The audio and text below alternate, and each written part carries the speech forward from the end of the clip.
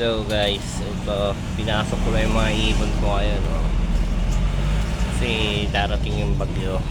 Ayan, pinasok ko na sila kasi maabutan sila ng bagyo eh.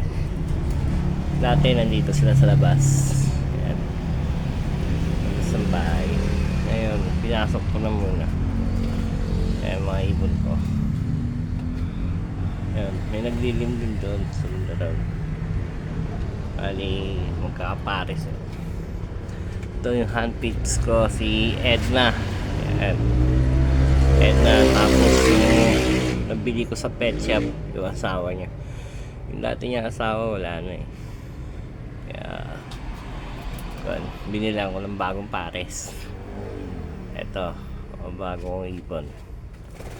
Ayan. Kasi darating na kasi ang bagyo.